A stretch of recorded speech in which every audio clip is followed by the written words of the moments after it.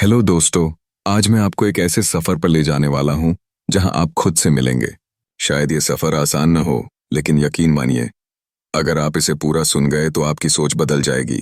किताब का नाम है रीडिज़ाइन योरसेल्फ, और ये किताब हमें यही बताती है कि इंसान चाहे कितनी भी बार गिरे, चाहे कितनी भी मुश्किलें आएं, उसके पास हमेशा एक मौका होता है खुद को नए सिरे से गढ़ने का।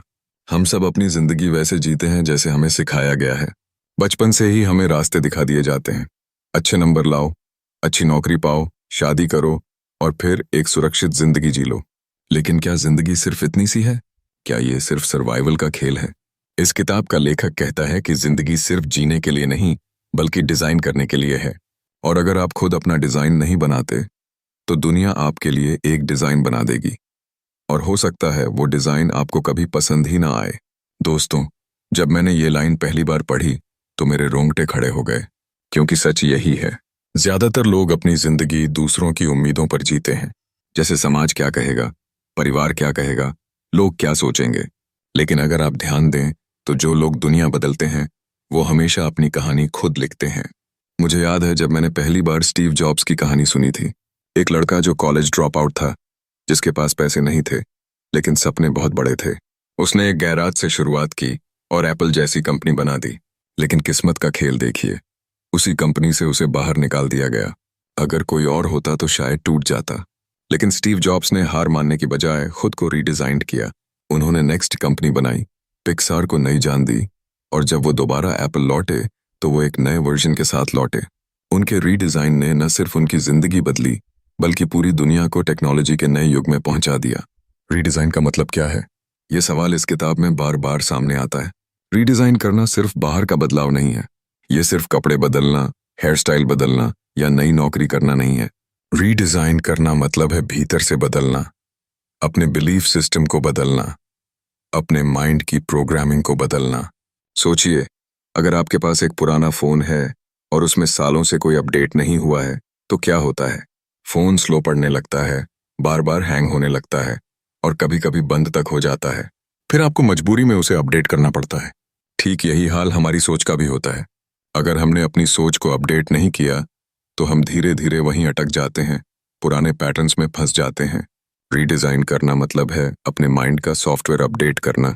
इस किताब को पढ़ते पढ़ते मुझे विराट कोहली की याद आती है। एक वक्त था जब लोग उन्हें गुस्सैल लड़का कहते थे ये लंबे समय तक टिक नहीं पाएगा। लेकिन विराट ने खुद को रीडिजाइन किया। उन्होंने अपनी फिटनेस बदली, अपनी डाइट बदली, अपना डिसिप्लिन बदला। उन्होंने गुस्से को एनर्जी में बदल दिया, और आज वही लड़का दुनिया का सबसे अनुशासित और फिट क्रिकेटर माना जाता है। अगर उन्होंने खुद को रीडिजाइन न किया होता तो शायद वो आज इस मुकाम पर ना होते। लेकिन दोस्तों, सच्चाई ये है कि रीडिजाइन करना आसान नहीं है। हमारी सबसे बड़ी समस्या रिसोर्सेज की कमी नहीं, बल्कि कंफर्ट जोन है। हमें पता होता है कि हमें बदलना चाहिए, लेकिन हम वही करते रहते हैं जो आसान है। एक छोटी सी कहानी है। एक आदमी रोज अपने पड़ोसी से पूछता था कि तुम्हारा कुत्ता क्यों कराहता है। पड़ोसी ने जवाब दिया कि वो जिस लकड़ी पर बैठा है उसमें कील चुभ रही है। आदमी ने पूछा कि फिर वो उठकर दूसरी जगह क्यों नहीं चला जाता। पड़ोसी ने कहा, क्योंकि दर्द इतना बड़ा नहीं है कि वो उठ जाए। यही हाल हमारी जिंदगी का है। हमें अपनी जिंदगी की कीलें पता होती हैं, गलत नौकरी, टॉक्सिक रिश्ते, बुरी आदतें, लेकिन हम तब तक नहीं बदलते जब तक दर्द असहनीय न हो जाए। किताब कहती है कि असली विजेता वो है जो दर्द बढ़ने का इंतजार नहीं करता, जो खुद पहल करता है और खुद को रीडिजाइन करता है। मुझे APJ अब्दुल कलाम की कहानी याद आती है। एक गरीब परिवार से निकला लड़का, जिसने अखबार बेचे, जिसने पैसों की तंगी झेली, लेकिन कभी हार नहीं मानी। उन्होंने खुद को रीडिजाइन किया। उन्होंने लगातार सीखा, मेहनत की, खुद पर विश्वास रखा, और वही लड़का आगे चलकर मिसाइल मैन बना और देश का राष्ट्रपति बना। अगर वो अपने हालात को अपनी पहचान मान लेते तो शायद ये कभी संभव ना होता। दोस्तों, रीडिजाइन हमेशा भीतर से शुरू होता है। अगर आप सोच रहे हैं कि बाहर की चीजें बदल जाएंगी और आपकी जिंदगी अपने आप बदल जाएगी, तो ये एक धोखा है। असली बदलाव तब आता है जब आप अपनी सोच को रिप्रोग्राम करते हैं। इस किताब की एक लाइन मेरे दिल को छू गई। अगर तुम अपनी कहानी खुद नहीं लिखोगे तो दुनिया तुम्हारे लिए एक कहानी लिख देगी, और हो सकता है वो कहानी तुम्हें कभी पसंद ना आए। ये लाइन एक आईने की तरह है। ये हमें दिखाती है कि जिंदगी का कंट्रोल किसके हाथ में होना चाहिए, दोस्तों, रीडिज़ाइन सिर्फ एक प्रोसेस नहीं है, ये एक जर्नी है। और इस जर्नी में सबसे पहले हमें खुद से सवाल पूछना होगा, क्या मैं वही हूँ जो मैं बनना चाहता हूँ? अगर जवाब नहीं है तो रीडिज़ाइन करने का समय आ गया है। अब आप सोच रहे होंगे कि रीडिज़ाइन की शुरुआत कहाँ से होती है? क्या हम अपनी पूरी पर्सनैलिटी बदल सकते हैं? क्या हम अपनी डेस्टिनी बदल सकते हैं? किताब कहती है हाँ, बिल्कुल कर सकते हैं। लेकिन इसके लिए हमें सबसे पहले अपने माइंड की पुरानी प्रोग्रामिंग को तोड़ना होगा। जरा सोचिए कि आपकी जिंदगी का सबसे बड़ा दुश्मन कौन है? कुछ लोग कहेंगे समय, कुछ कहेंगे परिस्थितियां, कुछ कहेंगे लोग। लेकिन सच ये है कि आपकी सबसे बड़ी चुनौती आप खुद हैं। आपकी सोच, आपकी आदतें, आपके डर और आपकी पुरानी मान्यताएं। यही वो चीजें हैं जो आपको रोकती हैं, आपको वही बनाती हैं जो आप हैं। और यही चीजें हैं जिन्हें अगर आप बदलना सीख जाएं तो आपकी पूरी जिंदगी बदल सकती है।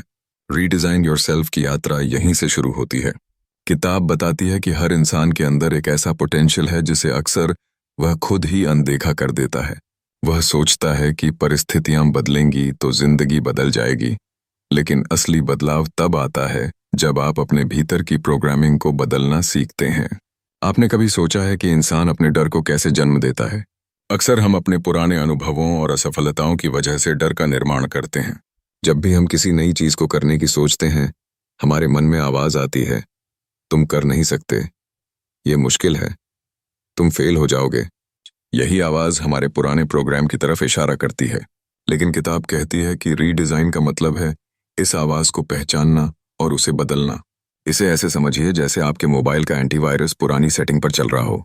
अगर आपने इसे अपडेट नहीं किया तो वह बार बार वार्निंग देगा और सिस्टम स्लो कर देगा। रीडिजाइन का मतलब है उस एंटीवायरस को अपडेट करना, पुरानी वार्निंग्स को हटाना और सिस्टम को स्मूथ बनाना। यहाँ मैं आपको एक कहानी सुनाता हूँ। एक छोटे शहर में एक लड़का था जिसने बचपन से ही सपना देखा कि वह इंजीनियर बनेगा। उसके पास पैसों की कमी थी। उसके आसपास लोग कहते थे कि यह सपना सिर्फ ख्वाब ही रहेगा। लेकिन उसने हार नहीं मानी। उसने खुद को रीडिजाइन किया। उसने अपनी सोच बदली, अपनी आदतें बदली और लगातार सीखता रहा। आज वही लड़का दुनिया के बेहतरीन इंजीनियरों में से एक है। रीडिजाइन का अगला कदम है अपनी लिमिटिंग बिलीफ्स को पहचानना। ये वो बिलीफ्स हैं जो आपको रोकते हैं, आपको कहते हैं कि आप केपेबल नहीं हैं। किताब बताती है कि अगर आप चाहते हैं कि आपकी जिंदगी बदल जाए तो आपको अपनी सोच की इन सीमाओं को तोड़ना होगा। इसे आप ऐसे समझिए जैसे एक बंधा हुआ गेट। अगर आप गेट खोल देंगे तो रास्ता साफ हो जाएगा, लेकिन अगर गेट बंद रहेगा तो आप वहीं खड़े रहेंगे। फेमस पर्सन की बात करें तो ओपरा विनफ्रे की कहानी ध्यान में आती है। एक गरीब और मुश्किल हालात में पली बढ़ी लड़की जिसे लोग छोटा समझते थे, लेकिन उसने खुद को रीडिजाइन किया। उसने अपने माइंड को, अपनी सोच को, अपने डर को चुनौती दी और आज वह सिर्फ टीवी की दुनिया की क्वीन नहीं बल्कि लाखों लोगों के लिए इंस्पिरेशन बन गई है। किताब में एक बहुत ही महत्वपूर्ण कॉन्सेप्ट है, हैबिट रीडिजाइन। हमारा दिमाग हैबिचुअल बिहेवियर का बहुत बड़ा सपोर्टर है। हम दिन भर वही करते हैं जो आसान है। लेकिन अगर आप रीडिजाइन करना चाहते हैं तो आपको अपनी डेली हैबिट्स को ट्रांसफॉर्म करना होगा। छोटे छोटे बदलाव जैसे सुबह जल्दी उठना, पढ़ाई या सेल्फ रिफ्लेक्शन धीरे धीरे बड़ी ट्रांसफॉर्मेशन ला सकते हैं। मुझे याद आता है एलन मस्क की कहानी। उन्होंने स्पेसएक्स और टेस्ला जैसी कंपनियां शुरू की। कई बार फेल हुए, कई बार उन्हें लोग असफल मान चुके थे, लेकिन उन्होंने अपनी थिंकिंग को रीडिजाइन किया। उन्होंने अपने फेलियर्स को सीख में बदला, हर सेटबैक को अपॉर्चुनिटी में बदला। यही माइंडसेट रीडिजाइन की असली ताकत है। रीडिजाइन योरसेल्फ किताब में यह भी बताया गया है कि माइंडसेट शिफ्ट सिर्फ सोच बदलने तक सीमित नहीं है। इसका असर आपकी एनर्जी, आपके चॉइसेस, आपके रिलेशनशिप्स और आपके अपॉर्चुनिटीज पर पड़ता है। जब आप अपने माइंड को रीडिजाइन करते हैं तो आप अपनी जिंदगी की हर लेयर को ट्रांसफॉर्म कर सकते हैं। किताब के लेखक कहते हैं कि सबसे बड़ा ऑब्स्टिकल आपकी ओन कंफर्ट जोन है। हम सब वही करते हैं जो आसान है, लेकिन वही हमारे ड्रीम्स को रोकता है। अगर आप रीडिजाइन करना चाहते हैं तो कंफर्ट जोन से बाहर निकलना होगा। यह डरावना लगता है, लेकिन यही वह जगह है जहां असली मैजिक होता है। इस जर्नी में एक और एग्जाम्पल मैं साझा करना चाहता हूँ। एक इंसान था जो अपनी नौकरी से नाखुश था। उसने सोचा कि उसे प्रमोशन मिलना चाहिए था, लेकिन नहीं मिला। उसने गुस्सा किया, अफसोस किया और दिन ब दिन फ्रस्ट्रेटेड हुआ। लेकिन एक दिन उसने डिसाइड किया कि अब वह खुद को रीडिजाइन करेगा। उसने अपनी स्किल्स इंप्रूव की, अपनी एटीट्यूड बदली और धीरे धीरे सिचुएशन बदल गई। यही रीडिजाइन की शक्ति है। अब सवाल उठता है कि माइंडसेट को कैसे रीडिजाइन किया जाए। किताब बताती है कि इसके लिए 3 चीजें जरूरी हैं, अवेयरनेस, डिसीजन और एक्शन। पहले आपको अपनी लिमिटिंग बिलीव्स और ओल्ड पैटर्न्स का अवेयरनेस होना चाहिए। फिर आपको यह डिसीजन लेना होगा कि आप उन्हें बदलेंगे, और अंत में आपको लगातार एक्शन लेना होगा। कोई शॉर्टकट नहीं है, कोई मैजिक पिल नहीं है। यह एक कंटिन्यूअस प्रोसेस है। रीडिज़ाइन सिर्फ सुपरफिशियल बदलाव नहीं है, यह आपके अंदर गहराई तक जाता है। यह आपकी सोच, आपकी हैबिट्स, आपकी एनर्जी और आपकी डेस्टिनी तक को रीडिफाइन करता है। जैसे Steve jobs, Virat Kohli, Oprah Winfrey और एलन मस्क ने खुद को रीडिज़ाइन किया और अपनी लिमिटेशंस को पार किया। अब आप सोच रहे होंगे कि अगर रीडिज़ाइन इतना पावरफुल है तो इसे अपनी ज़िंदगी में कैसे अपनाया जाए। जानने के लिए जुड़े रहिए वीडियो के अंत तक। जब हम अपने जीवन को नया रूप देने की बात करते हैं तो अक्सर लोग सोचते हैं कि यह केवल सोच बदलने या इंस्पिरेशन लेने तक सीमित है। लेकिन असली बदलाव तब आता है जब हम अपने विचारों, आदतों और रोज़मर्रा के व्यवहार को वास्तविक जीवन में लागू करते हैं। रीडिज़ाइन योरसेल्फ किताब में बताया गया है कि माइंडसेट बदलना और आदतों को सुधारना तभी असरदार होता है जब आप उन्हें एक्शन में बदलते हैं। सबसे पहला कदम है जागरूकता। जागरूकता का मतलब है कि आप अपने आप को समझें, अपने डर, अपनी आदतें, अपनी पुरानी मान्यताएं और सीमित सोच को पहचानना। यह थोड़ा अनकंफर्टेबल हो सकता है क्योंकि कभी-कभी हमें अपनी कमजोरियों और पिछले अनुभवों का सामना करना पड़ता है, लेकिन यही पहला कदम है। जैसे हम अपने कमरे की सफाई तभी करते हैं जब हमें पता हो कि कहाँ-कहाँ गंदगी है, वैसे ही अपने मन और व्यवहार को नया रूप देने के लिए जागरूक होना जरूरी है। एक उदाहरण के तौर पर सोचिए, एक युवक हमेशा अपने काम में लेट रहता था। वह खुद को ऑर्गेनाइज्ड समझता था, लेकिन डेडलाइंस हमेशा मिस हो जाती थीं। उसने तय किया कि वह अपने आप को बदल देगा। उसने अपने डेली शेड्यूल को ऑब्जर्व किया, अपनी प्रायोरिटीज को नोट किया और देखा कि कौन सी आदतें उसे रोक रही हैं। इसी जागरूकता ने उसे पहला वास्तविक स्टेप दिया। दूसरा कदम है निर्णय लेना। जागरूकता के बाद आपको अपने मन से साफ निर्णय लेना होगा कि अब आप बदलेंगे। यह निर्णय इंटरनल होना चाहिए, किसी बाहरी दबाव की वजह से नहीं। जैसे विराट कोहली ने अपने करियर की शुरुआत में खुद से कहा था कि वह डिसिप्लिन रहेगा, चाहे कोई भी विरोध करे। यही इंटरनल निर्णय उसकी ट्रांसफॉर्मेशन की नींव बना। तीसरा और सबसे महत्वपूर्ण कदम है क्रियान्वयन। निर्णय लेने से कुछ नहीं होता अगर आप उसे एक्शन में न बदलें। खुद को नया रूप देने का मतलब है कि आप अपने रोजमर्रा के रूटीन्स, हैबिट्स और चॉइसेस में बदलाव लाएं। छोटे छोटे बदलाव जो शुरू में मामूली लग सकते हैं, धीरे धीरे बड़े ट्रांसफॉर्मेशन में बदल जाते हैं। किताब में हैबिट बदलने के कई प्रैक्टिकल तरीके दिए गए हैं। सबसे पहले यह समझिए कि हमारी आदतें हमारी पहचान से जुड़ी होती हैं। अगर आप खुद को मैं डिसिप्लिन नहीं हूं मानते हैं तो कोई भी हैबिट सस्टेनेबल नहीं होगी। लेकिन जैसे ही आप अपनी पहचान बदलते हैं, मैं केपेबल और फोकस्ड हूं, आपकी हर छोटी हैबिट उसी बिलीफ के अनुसार अलाइन होने लगती है। मैं आपको एक और कहानी देता हूं।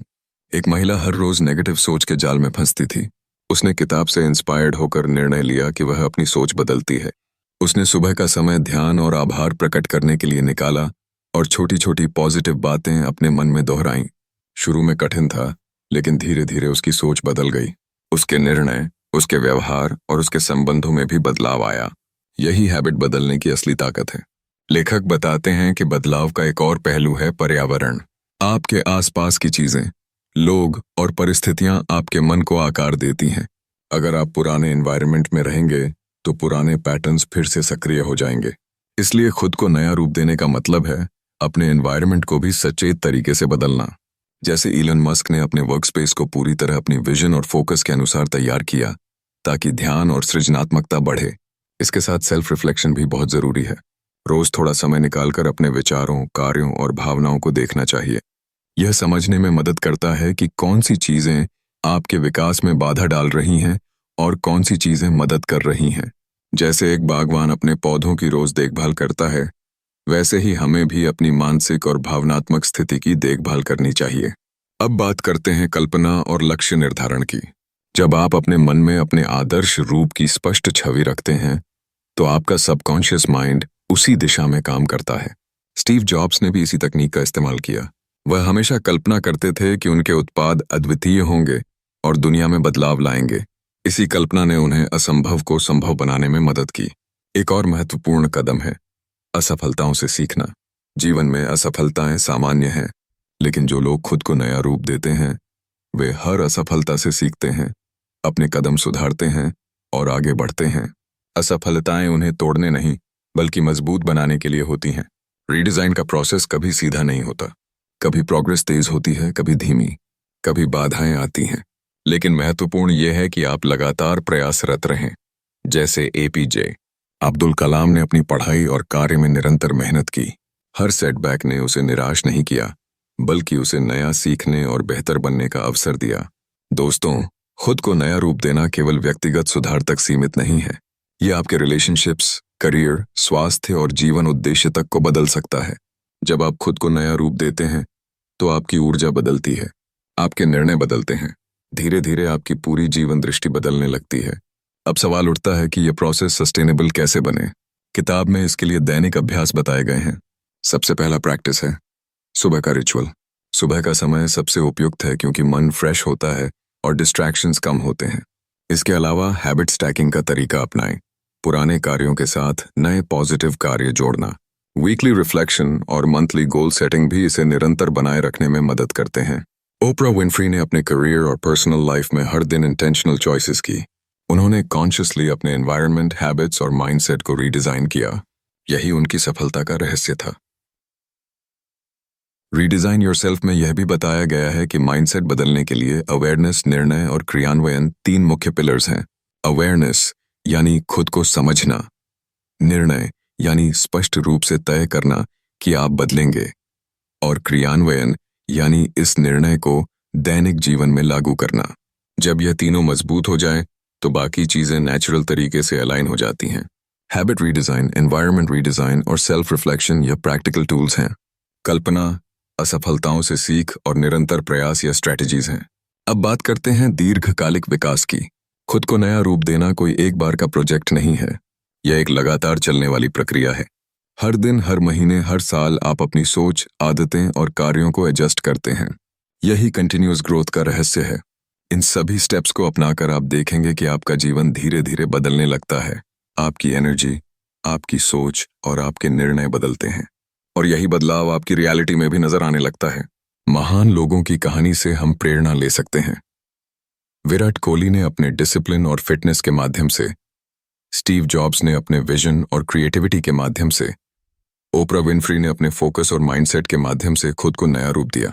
यही दर्शाता है कि खुद को रीडिजाइन करना केवल सोच बदलने तक सीमित नहीं, बल्कि आपकी पूरी लाइफ एक्सपीरियंस और भविष्य तक को प्रभावित करता है।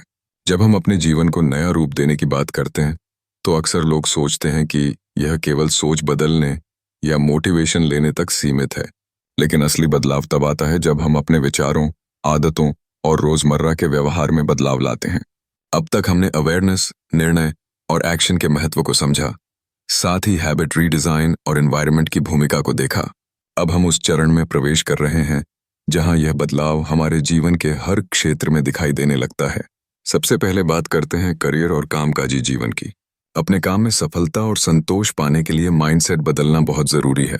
जब आप खुद को नया रूप देते हैं तो आप अपने काम को सिर्फ जिम्मेदारी नहीं बल्कि अवसर के रूप में देखने लगते हैं। आपका ध्यान और मनोबल बढ़ता है। आप कठिनाइयों को सीखने और सुधारने के अवसर के रूप में देखते हैं। उदाहरण के तौर पर स्टीव जॉब्स ने हमेशा अपने करियर में विजन और फोकस को प्राथमिकता दी। उन्होंने मुश्किल परिस्थितियों को बाधा नहीं बल्कि सीखने का अवसर माना। यही एटीट्यूड उन्हें अपने क्षेत्र में बदलाव लाने में मदद करता है। करियर में खुद को रीडिजाइन करने का पहला कदम है अपने काम के प्रति स्पष्ट दृष्टिकोण रखना। यह समझना कि आप अपने क्षेत्र में क्यों हैं और आपकी मुख्य प्राथमिकताएं क्या हैं। यह एक तरह से रोड मैप बनाना है जो आपको दिशा और पर्पस देता है। इसी तरह डिसिप्लिन, समय प्रबंधन और कार्य में कंसिस्टेंसी को अपनाना आवश्यक है। अगर आप रोज अपने कार्यों में सुधार करेंगे, छोटे छोटे स्टेप्स में प्रोग्रेस करेंगे, तो धीरे धीरे बड़ी सफलता हासिल होती है। दूसरा महत्वपूर्ण क्षेत्र है रिश्ते और सामाजिक जीवन। हमारे रिश्ते हमारे जीवन का अहम हिस्सा हैं। जब आपकी सोच और दृष्टिकोण बदलता है तो आपके व्यवहार और प्रतिक्रिया भी बदलती है। आप दूसरों के साथ अधिक समझदारी, सहानुभूति और धैर्य के साथ पेश आते हैं। किताब में बताया गया है कि खुद की समझ और सकारात्मक सोच आपके रिश्तों को मजबूत और मीनिंगफुल बनाती है। उदाहरण के लिए, ओपरा विनफ्री ने अपने जीवन में कई कठिन परिस्थितियों के बावजूद एम्पैथी और अंडरस्टैंडिंग के माध्यम से लोगों को प्रभावित किया। रिश्तों में सुधार करने के लिए डेली स्मॉल प्रैक्टिसेस बहुत मददगार हैं। जैसे आप दिन में कम से कम एक व्यक्ति के प्रति सचेत और सपोर्टिव व्यवहार करें। छोटे जेस्चर्स जैसे मदद करना, किसी की बात ध्यान से सुनना या उनकी तारीफ करना आपके रिश्तों को गहरा बनाता है। इसके अलावा आप अपनी सोच में यह बदलाव लाएं कि हर व्यक्ति के पास कुछ पॉजिटिव ट्रेट्स हैं और आप उनकी कमजोरियों को समझदारी से देखें। यही अप्रोच आपके सोशल लाइफ को पूरी तरह बदल सकती है। इसके बाद आता है स्वास्थ्य और शारीरिक तंदुरुस्ती। खुद को नया रूप देने का मतलब है अपने शरीर और मन का ध्यान रखना। विराट कोहली ने अपने फिटनेस और खान-पान की आदतों को रीडिजाइन किया और इसी डिसिप्लिन ने उन्हें वर्ल्ड क्लास एथलीट बनाया। किताब में बताया गया है कि शारीरिक स्वास्थ्य सीधे आपके मानसिक स्थिति और कार्यक्षमता को प्रभावित करता है। अगर आप अपनी ऊर्जा और सहन शक्ति बढ़ाएंगे तो हर क्षेत्र में बेहतर प्रदर्शन करेंगे। हेल्थ को बेहतर बनाने के लिए सिंपल स्टेप्स अपनाए जा सकते हैं। रोजाना व्यायाम, संतुलित आहार, पर्याप्त नींद और स्ट्रेस मैनेजमेंट प्रैक्टिसेस जैसे ध्यान और प्राणायाम। शुरुआत में छोटे कदमों से शुरू करें। उदाहरण के लिए रोज 15 मिनट वॉकिंग, घर का हल्का फुल्का व्यायाम या दिन में एक बार डीप ब्रीदिंग करना। धीरे धीरे ये आदतें स्थायी बन जाएंगी और आपका मन और शरीर दोनों स्वस्थ रहेंगे। अब बात करते हैं जीवन का उद्देश्य और लक्ष्य। जब आप अपने मन और आदतों को रीडिजाइन करते हैं तो आप अपने गहरे उद्देश्य को समझने लगते हैं। आप केवल रोजमर्रा के काम करने वाले इंसान नहीं रहते, बल्कि अपने जीवन के विजन और लक्ष्य को ध्यान में रखते हुए निर्णय लेने लगते हैं। लेखक कहते हैं कि जब आपके पास स्पष्ट उद्देश्य और लक्ष्य होता है तो आपके फैसले और क्रियाएं अपने आप उस दिशा में अलाइन होने लगती हैं। जीवन उद्देश्य को खोजने के लिए इंट्रोस्पेक्शन बहुत जरूरी है। रोजाना कुछ समय अपने भीतर झांकने में बिताएं। सोचें कि आपके लिए सबसे महत्वपूर्ण क्या है। कौन से काम या गतिविधियां आपको खुशी और संतोष देती हैं। इससे आपका मन और दिशा दोनों स्पष्ट होंगे। इसके अलावा छोटे छोटे अचीवेबल गोल्स बनाना और उन्हें पूरा करना आपके जीवन में पर्पस लाता है और कॉन्फिडेंस बढ़ाता है। एक महत्वपूर्ण अभ्यास है रोजाना आत्मनिरीक्षण और लेखन।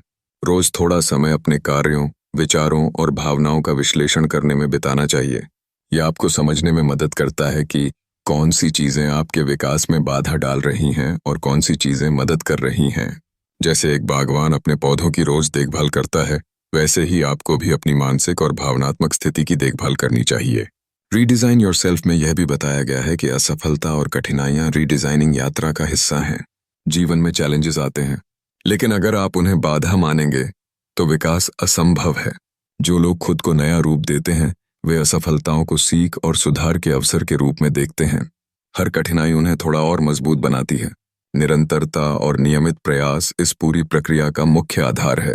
बिना लगातार प्रयास के कोई भी बदलाव स्थायी नहीं होता।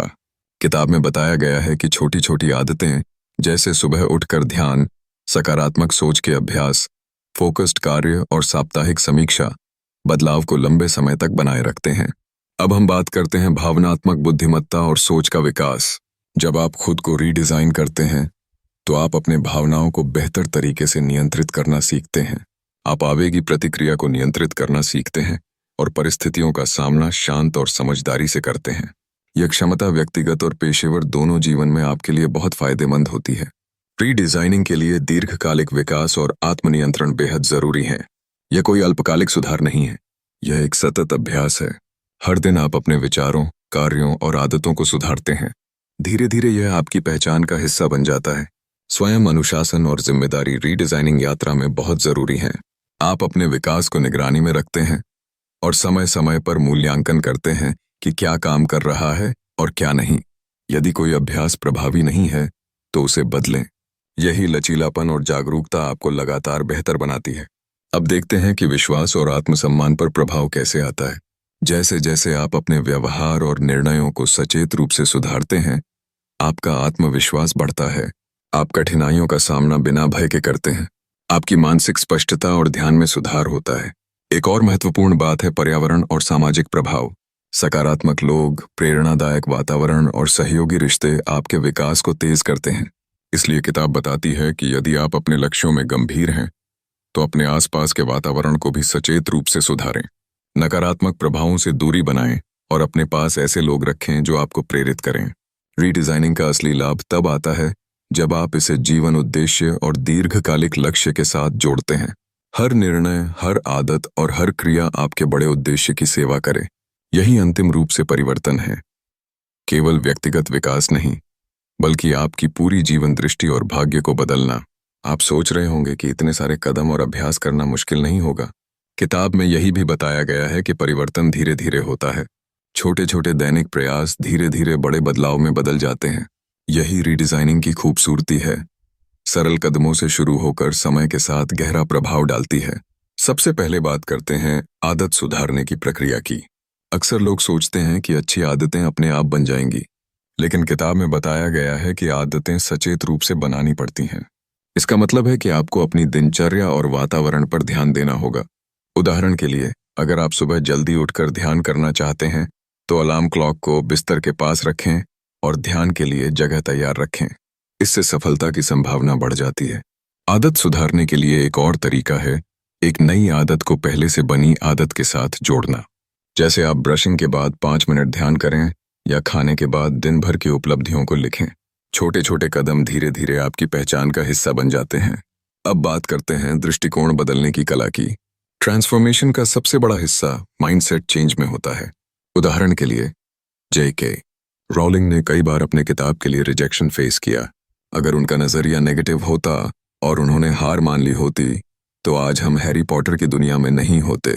उन्होंने असफलताओं को सीख और सुधार के अवसर के रूप में लिया और अपने लक्ष्य पर फोकस्ड रही। मनोवृत्ति बदलने के लिए सबसे जरूरी है अपने आप से बातें करना। अपने आप से प्रोत्साहित और सकारात्मक भाषा में बात करें। यह प्रैक्टिस शुरुआत में थोड़ी कठिन लग सकती है, लेकिन समय के साथ आपकी सोच बदल जाती है।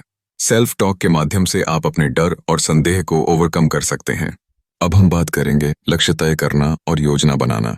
ट्रांसफॉर्मेशन के लिए साफ लक्ष्य होना बहुत जरूरी है। किताब में बताया गया है कि बड़े लक्ष्य को छोटे, पूरी तरह मेजरेबल स्टेप्स में बांटना चाहिए। जैसे अगर आपका लक्ष्य वजन कम करना है तो इसे दैनिक और साप्ताहिक कदमों में बांटें। रोज 30 मिनट चलना, आहार का ध्यान रखना, हर सप्ताह प्रोग्रेस देखना। लक्ष्य तय करने में सबसे महत्वपूर्ण है ध्यान केंद्रित करना और प्राथमिकता तय करना। हम अक्सर कई कामों और डिस्ट्रैक्शंस में उलझ जाते हैं, लेकिन जो लोग खुद को नया रूप देते हैं वे अपने सबसे महत्वपूर्ण कामों पर फोकस रखते हैं और बाकी चीजों को मैनेज करते हैं। प्लानिंग, समय प्रबंधन और डिसिप्लिन रूटीन यहाँ मदद करते हैं। अब बात करते हैं सहनशीलता और भावनात्मक शक्ति की। ट्रांसफॉर्मेशन यात्रा में चुनौतियां और असफलताएं आती हैं। उदाहरण के लिए, इलॉन मस्क ने अपनी कंपनियों में कई बार फेलियर फेस किया, लेकिन उन्होंने कभी हार नहीं मानी। सहनशीलता का मतलब है असफलताओं से सीखना, अपनी स्ट्रैटेजी सुधारना और आगे बढ़ते रहना। भावनात्मक शक्ति बढ़ाने के लिए ध्यान, सांस लेने की तकनीक और तनाव कम करने की अभ्यास अडॉप्ट करें। सेल्फ अवेयरनेस इस पूरी प्रक्रिया का केंद्र है। अगर आप अपने विचार, भावनाएं और व्यवहार समझेंगे तो आप उन्हें बदल सकते हैं। जर्नलिंग, दिनचर्या में रिफ्लेक्शन और फीडबैक लेने से सेल्फ अवेयरनेस बढ़ती है। इससे आप पहचान पाते हैं कि कौन सी आदतें मदद कर रही हैं और कौन सी रोक रही हैं। अब बात करते हैं रिश्तों और सामाजिक प्रभाव की। ट्रांसफॉर्मेशन अकेले संभव नहीं है। सकारात्मक लोग, सहायक मेंटर्स और प्रेरक एनवायरनमेंट आपके विकास को तेज करते हैं। किताब में बताया गया है कि अगर आप अपने लक्ष्यों में सीरियस हैं तो अपने आसपास के वातावरण का ध्यान रखें। नकारात्मक लोगों से दूरी बनाएं और ऐसे लोग रखें जो आपका अपलिफ्ट करें। ट्रांसफॉर्मेशन का एक और महत्वपूर्ण पहलू है निरंतर सीखना और कौशल बढ़ाना। खुद को नया रूप देने वाले लोग हमेशा सीखते रहते हैं। वे किताबें पढ़ते हैं, नए काम सीखते हैं और नए अनुभव अपनाते हैं। इससे उनके सोचने और समस्याओं को हल करने की क्षमता बढ़ती है। अब बात करते हैं दिनचर्या और छोटे कदम की। बड़े लक्ष्य को छोटे एक्शनेबल स्टेप्स में बदलना सबसे असरदार तरीका है। जैसे सुबह 15 मिनट ध्यान, 15 मिनट पढ़ाई और 10 मिनट योजना बनाना। शाम को ग्रैटिट्यूड लिखना और अगले दिन की तैयारी करना। छोटे कदम लंबे समय में बड़े बदलाव लाते हैं। इस किताब में एक महत्वपूर्ण अभ्यास है प्रगति को देखना और जिम्मेदारी लेना। ट्रांसफॉर्मेशन तभी सस्टेनेबल होता है जब आप अपने एक्शंस और प्रोग्रेस को देखेंगे। रोज या हफ्ते में रिव्यू करें कि क्या किया, क्या नहीं किया और क्यों। साथ ही आप मेंटर मदद कर सकते हैं। इससे क्लैरिटी और मोटिवेशन बढ़ती है। अब बात करते हैं आत्मविश्वास और आत्मविश्वास बढ़ाने की। जैसे जैसे आप अपनी आदतों, सोच और कार्यों को सुधारते हैं, आपका कॉन्फिडेंस बढ़ता है। आप चुनौतियों का सामना बिना डर के करते हैं। निर्णय लेना आसान होता है और मानसिक स्पष्टता बढ़ती है। सेल्फ कॉन्फिडेंस बढ़ाने के लिए छोटे छोटे लक्ष्य पूरा करें और उनकी सफलता सेलिब्रेट करें। ट्रांसफॉर्मेशन में और एक जरूरी तत्व है धैर्य और लगातार प्रयास। कोई भी बड़ा बदलाव तुरंत नहीं होता। छोटे रोजाना प्रयास समय के साथ प्रोफाउंड रिजल्ट्स लाते हैं। अगर आप पेशेंस बनाए रखेंगे और निरंतर प्रयास करेंगे तो सेटबैक्स डराए नहीं और लॉन्ग टर्म ग्रोथ संभव होगी। अब बात करते हैं मूल्य और उद्देश्य से अलाइनमेंट की। ट्रांसफॉर्मेशन तभी मीनिंगफुल होता है जब आपके एक्शंस और डिसीजंस आपके कोर वैल्यूज और जीवन के उद्देश्य से मेल खाते हों। केवल बाहरी सफलता के लिए परिवर्तन करना अंदरूनी संतोष नहीं देता। जब वैल्यूज और पर्पस अलाइंड होते हैं तो आपके निर्णय सरल और प्राकृतिक बन जाते हैं। सबसे पहले बात करते हैं व्यावहारिक तैयारी की। खुद को रीडिजाइन करने से पहले आपको अपने वर्तमान स्थिति का स्पष्ट आकलन करना होगा। इसका मतलब है कि आप समझें कि आपके जीवन में कौन सी आदतें, सोच और व्यवहार आपके विकास में बाधा डाल रहे हैं और कौन सी आपको मदद कर रही हैं। इसके लिए सेल्फ असेसमेंट करना जरूरी है।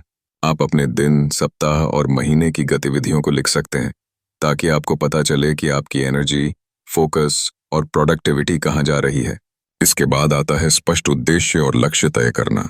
यह ट्रांसफॉर्मेशन जर्नी का सबसे अहम हिस्सा है। बड़े लक्ष्य हमेशा इंटिमिडेटिंग लगते हैं, इसलिए उन्हें छोटे अचीवेबल स्टेप्स में बांटना चाहिए।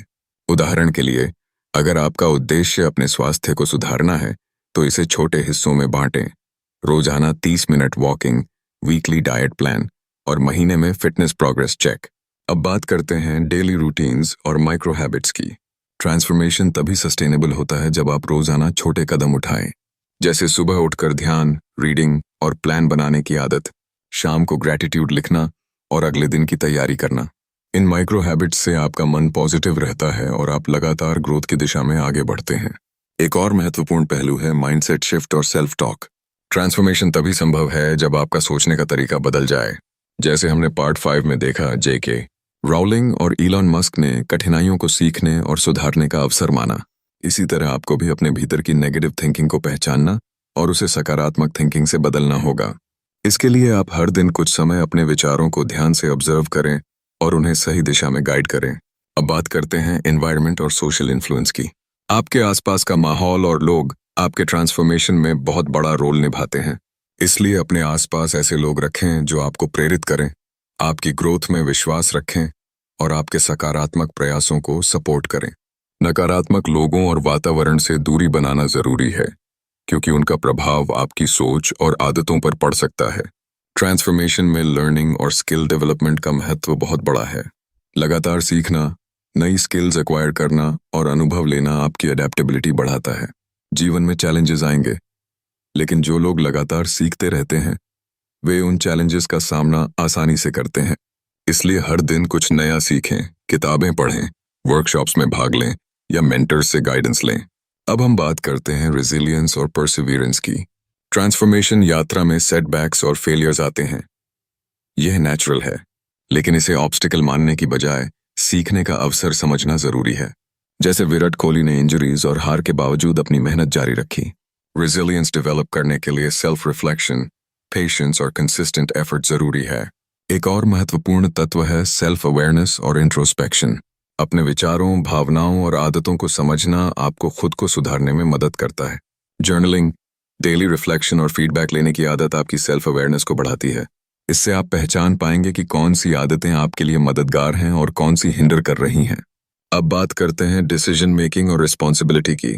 ट्रांसफॉर्मेशन तभी सफल होता है जब आप अपने निर्णयों के लिए पूरी तरह जिम्मेदार बने, अपने एक्शंस का मूल्यांकन करें और अगर कोई प्रैक्टिस काम नहीं कर रही है तो उसे बदलने में डरे नहीं।